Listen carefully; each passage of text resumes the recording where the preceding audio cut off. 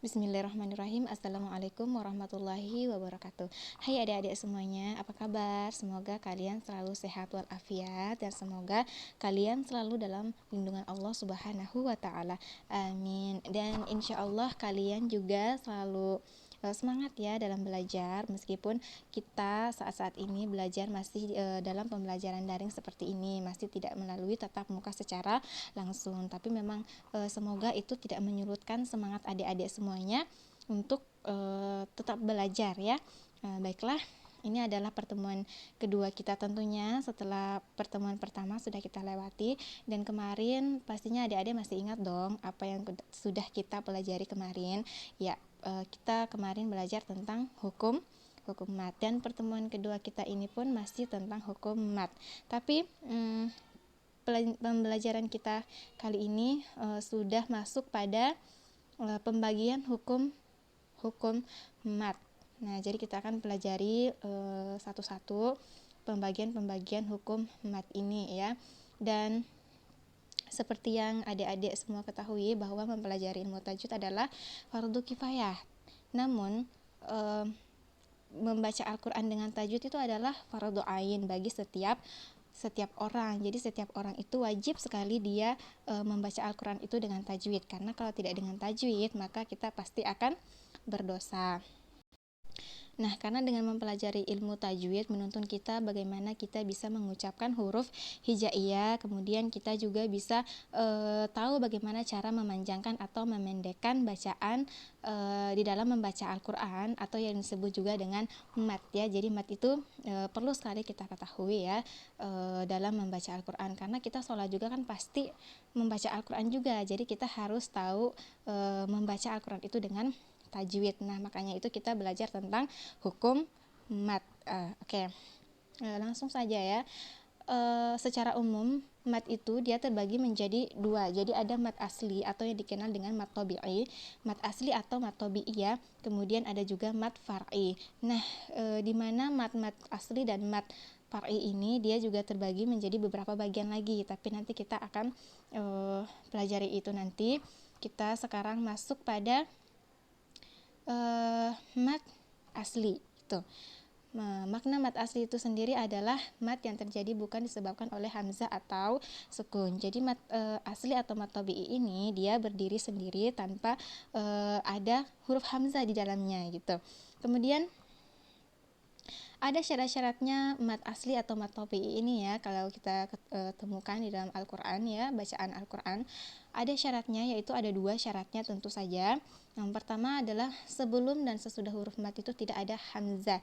Jadi kita mau tahu itu huruf mat asli atau mat tabi'i, maka ada syaratnya bahwa sebelum dan sesudahnya itu tidak ada terdapat huruf hamzah di dalam bacaannya, di awal maupun di akhir kata. Kemudian syarat yang kedua yaitu setelah huruf mat tidak ada sukun. Jadi tidak ada sukun sama sekali, tidak ada sukun yang terdapat pada huruf mat asli atau tabi'i ini setelahnya ya. Jadi dia yang pertama tadi syaratnya sebelum dan sesudah huruf mat tidak ada hamzah. Kemudian yang kedua adalah setelah huruf mat tidak ada sukun. Kemudian hukum dari mat asli. Nah, pastinya kemarin juga kan sudah kita pelajari ya, hukumnya dibaca panjang 2 harokat atau 1 alif ya. Jadi 1 alif itu 2 harokat. Nah, baik ketika waqaf atau wasal, di tengah kata atau di akhir kata. Jadi kita membacanya itu 1 alif atau 2 harokat baik ketika dia waqaf. Waqaf itu artinya adalah memberhentikan suara ya, suara pada bacaan tertentu. Jadi waqaf itu ketika kita berhenti dalam membaca Al-Quran. Contohnya, adik-adik juga bisa lihat contohnya di sini dengan sangat jelas. Ada beberapa contoh di sini tentang hukum mat asli ya. Kalian juga bisa temukan kalau kalian buka Al-Quran di dalamnya. Banyak sekali kalian bisa temukan tentang hukum mat asli atau mat tabi'i ini. Salah satunya, contohnya ya, di sini ada 6 yang dipaparkan di sini. Ada contoh bacaannya ya. Saya contohkan. Bismillahirrahmanirrahim. Qad dallu wa ma kanu. Nah, jadi bacanya seperti itu. qad dallu wa ma kanu. Dia tidak panjang dan dia juga tidak melebihi dari satu alif atau dua harokat. Dia hanya tetap dibaca dua harokat. Nah, kalian bisa lihat di sini mana sih yang disebut sebagai mat asli atau mat tabi'i ini? Ini kalian bisa lihat di dolu. Nah, dolu itu kan ada waw sukun di kata itu, dan sebelum waw sukun itu pasti ada domah, karena di awal sekali saya jelaskan kepada adik-adik semuanya bahwa huruf mat itu ada tiga, yaitu alif, waw, dan ya. Alif jatuh setelah fathah, waw jatuh setelah domah, dan ya jatuh setelah kasroh. Nah, dari kata qad dallu itu kan ada domah sebelum nun, setelah waw sukun. Jadi setelah waw sukun itu ada domah, harokat domah.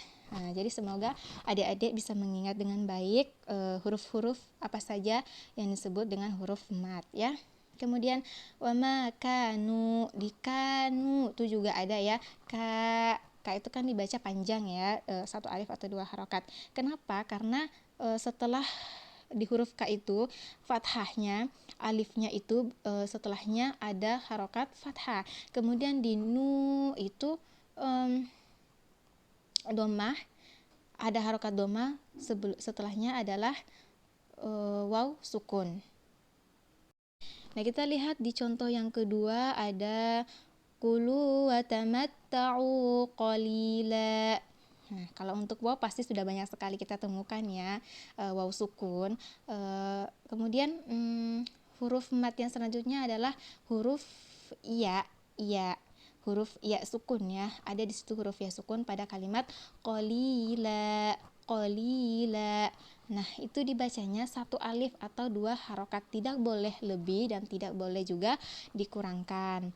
Watamatta'u qalila, ada huruf ya sukun sebelumnya. Ya sukun itu sebelumnya adalah harokat kasroh. Nah, itu syarat-syaratnya sampai dia dinamakan dengan huruf-huruf mat, dan hukum bacaannya itu satu alif atau dua harokat.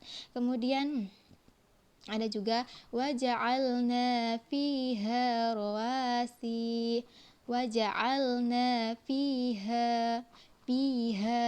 Nah, fiha lihat pada kata fiha itu aja juga terdapat huruf mat di dalamnya. Nah, seperti sudah dijelaskan sebelumnya tadi, ada huruf ya sukun, dan ya sukun itu sebelumnya ada harokat kasroh. Nah, jadi saya rasa itu mudah saja ya, kita bisa mengenal mana sih huruf-huruf mat yang terdapat dalam baca Al-Quran ya, karena memang juga ada syarat-syaratnya juga.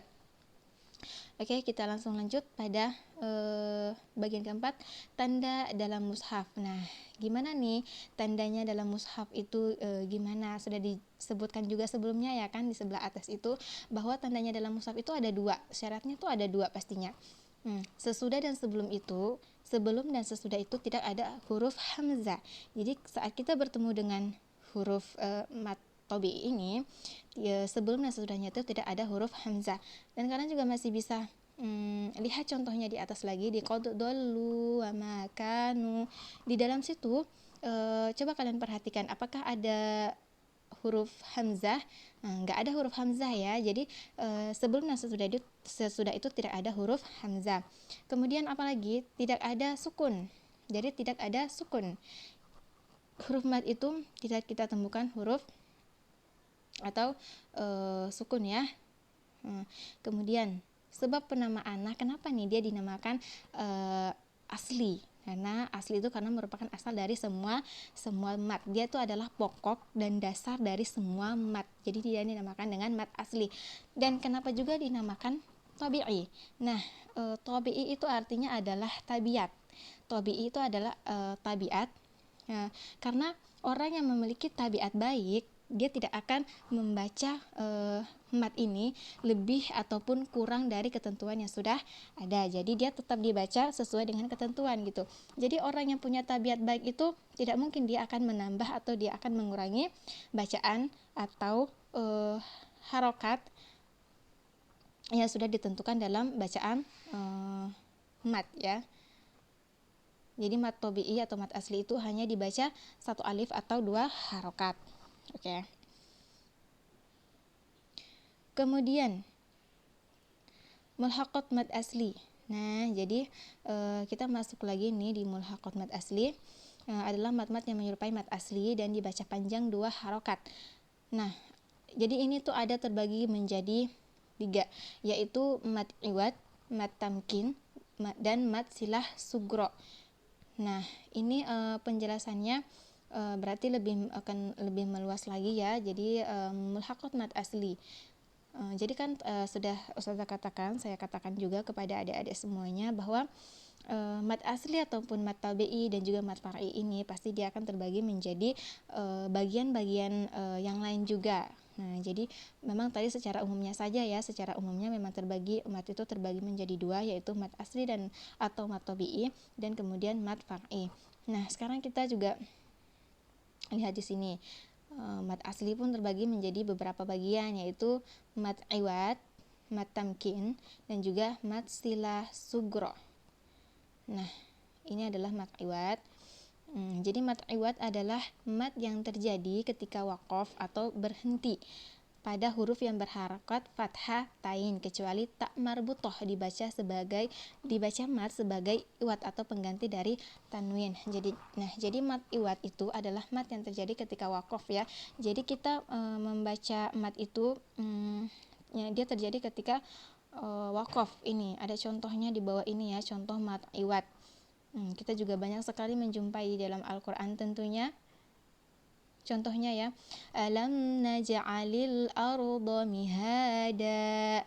Nah, jadi ada tanwin di situ, tapi kita tidak membaca tanwinnya. Tanwinnya hilang karena memang ada tanda wakaf di situ. Kalau ada tanda wakaf di situ berarti tanwinnya kita tidak terbaca lagi. Kita pasti akan menghentikan bacaan tanwinnya. Contohnya yang tadi ya, alam naj'alil arda mihada. Jadi jangan dibaca ketika waqaf, kita bacanya kayak gini, alam taj'alil arda mihadan. Nah, mihadannya itu yang salah ya. Jadi yang benar adalah alam naj'alil arda mihada. Nah, kemudian ada lagi di bawahnya contohnya wa khalaqnakum azwaja. Jangan dibaca wa khalaqnakum azwajan. Itu bacaan yang salah karena memang dia ada waqafnya, jadi tanwinnya itu dihilangkan ya. Kemudian waja'alnal laila libasa. Jangan dibaca waja'alna laila libasan. Libasan itu yang salah ya, betulnya adalah libasa. Nah, kemudian bagaimana jika waqaf itu pada tak marbutoh. Nah, kalau jadi pada tak marbutoh itu ketika ada tanda waqaf mat iwadnya ini, pastinya tak marbutohnya dia diganti dengan bunyi huruf ha. Misalkan contoh ya. Jadi dia dibaca hak sukun tanpa mat ya, contohnya wa ambatna alaihi syajarah.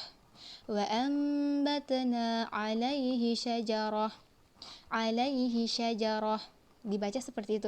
Jadi tak marbutohnya itu diganti dengan huruf ha, dibaca dengan huruf ha karena ada wakafnya. Nah, jadi jangan dibaca. Misalkan adik-adik bertemu dengan huruf-huruf seperti ini ketika ada wakaf, jangan dibaca wa ambatna alaihi sajaratan. Jangan dibaca seperti itu karena dia harusnya dibaca itu tak marbutohnya dihilangkan dan dia dibaca hak sukun tanpa mat, tanpa panjang ya, tanpa panjang, tidak boleh dibaca panjang di akhirnya. Dia hanya dibaca wa ambatna alaihi syajarah. Kemudian wajazahum bima sabaru jannah. Nah, ya itu contoh-contohnya ya. Jadi ketika mat iwad bagaimana dengan tak marbutohnya?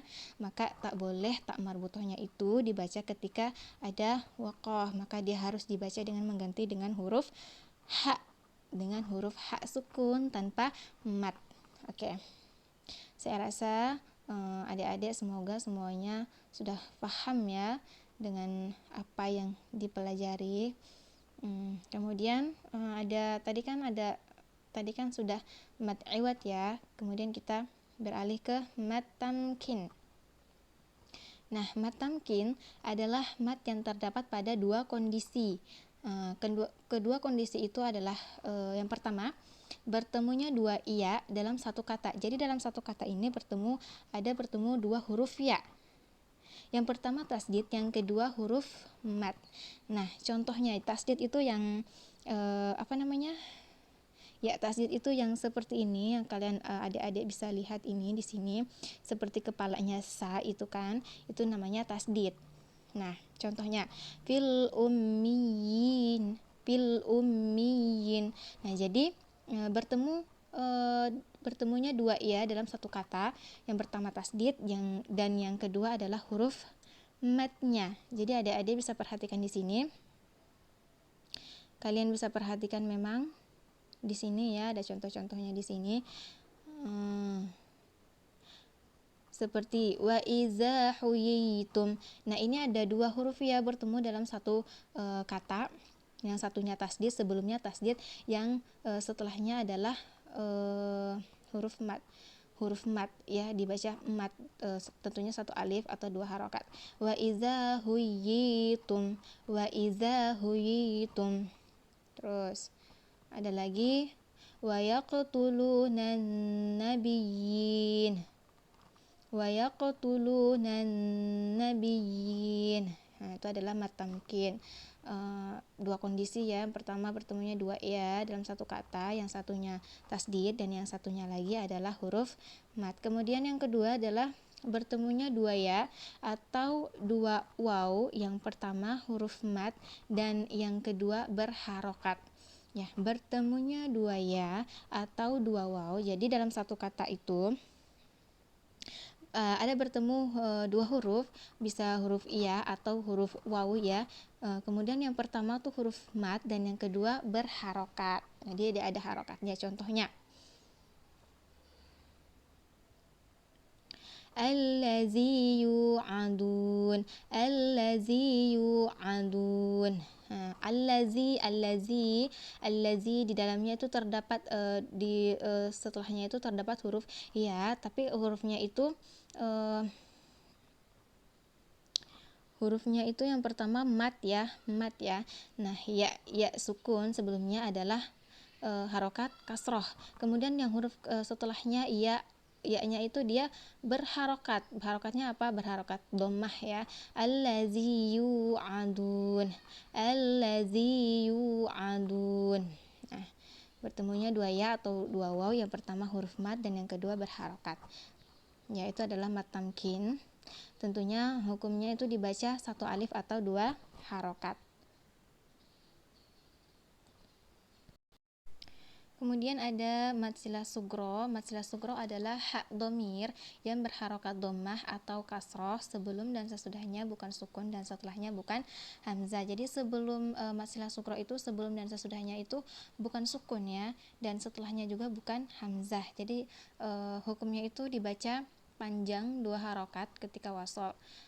Nah, ini syarat-syarat huruf haknya bisa menjadi mat adalah, yang pertama adalah hak domir, bukan hak asli. Jadi hak domir, syarat yang pertama adalah hak domir ya, bukan hak asli. Kemudian yang kedua adalah berharokat dhammah atau kasroh, bukan fathah. Jadi dia berharokat dhammah atau kasrah dan bukan berharokat fathah. Yang ketiga, sebelum dan sesudahnya bukan sukun. Jadi di dalamnya itu sebelum maupun sesudah itu tidak terdapat sukun atau dia bukan sukun. Yang keempat, setelahnya tidak bertemu hamzah. Jadi dalam kalimat atau mat silah sugro itu tidak bertemu hamzah, dia tidak bertemu hamzah, setelahnya tidak bertemu hamzah. Kemudian bagaimana hukumnya? Hukumnya itu dibaca panjang dua harokat ketika wasol. Nah, apa itu wasol? dibaca panjang 2 harokat ketika wasal. Wasal itu adalah meneruskan bacaan tanpa mewakafkan. Kalau wakaf itu kan berhenti, tapi kalau wasal itu adalah meneruskan bacaan. Jadi hukumnya dibaca panjang 2 harokat ketika wasal dan tidak dibaca panjang ketika wakaf. Dia dibaca panjang 2 harokat ketika wasal dan tidak dibaca panjang ketika wakaf. Jadi ketika ada wakaf dia tidak dibaca panjang, dia tidak dibaca semestinya, ya. Nah, kita bisa melihat di sini contoh mad silah sugro. Contohnya ya, mitsaqihi wa yaqta'un, mitsaqihi wa yaqta'un. Nah, dia ada dibaca panjang ya, dia dibaca panjang 2 harokat ya. Kemudian birahmatihi may yasha, birahmatihi may yasha. Jadi dia dibaca panjang ketika wasol, ketika melanjutkan bacaan itu dia dibaca panjang. Namun ketika bertemu wakoh berarti dia tidak dibaca panjang, dia hanya dibaca panjang ketika wasol saja. Man aslama wajhahu lillah. Jadi jangan juga dibaca terlalu panjang, misalkan man aslama wajhahu lillah. Itu terlalu panjang bacaan. Sesuai ketentuannya saja, yaitu 1 alif atau 2 harokat. Misalkan ya, man aslama wajhahu lillah, man aslama wajhahu lillah. Jadi sesuai 1 alif atau juga 2 harokat. Nah, itu contoh-contohnya. Tapi di sini juga ada pengecualian dari kaidah di atas dalam riwayat Hafs dari Asim pada 2 tempat, yaitu surah Az-Zumar ayat 7. Nah, jadi ada pengecualian nih. Pengecualiannya itu terdapat dalam surah Az-Zumar ayat 7, yaitu yaradahu lakum. Tidak dibaca mat ya, meskipun sebelum dan sesudah hak domir bukan sukun. Jadi pengecualian untuk yang terdapat pada surah Az-Zumar ayat 7 ini, dia tidak dibaca panjang, tetapi dia dibaca pendek saja, langsung yaradahu lakum, tidak yaradahu lakum, tapi langsung yaradahu lakum. Nah, itu adalah pengecualian yang pertama. Kemudian pengecualian yang kedua tentunya terdapat pada surah Al-Furqan ayat 69. Bunyinya wa yakhlud fihi muhanan, wa yakhlud fihi muhanan. Dibaca mat meskipun huruf sebelum hak domir sukun. Nah, yang pertama tadi kan surah Az-Zumar ayat 7 itu kan tidak dibaca panjang, melainkan dibaca pendek ya. Tapi kalau yang kedua ini, dia meskipun huruf sebelumnya sebelum ha itu domir sukun, tapi dia tetap dibaca panjang, 1 alif atau 2 harokat. Misalkan contohnya wa yakhlud fihi muhanan, ya itu ada keterangannya dibaca panjang atau dibaca mat meskipun meskipun huruf sebelumnya ha itu domir sukun. Nah, itu masih tentang mat asli atau mat tabi'i. Kenapa juga dinamakan mat asli? Karena mat asli itu adalah dasar dari semua mat ya. Kemudian kenapa juga dinamakan mat tabi'i, mat asli atau mat tabi'i? Karena tabi'i itu adalah tabiat.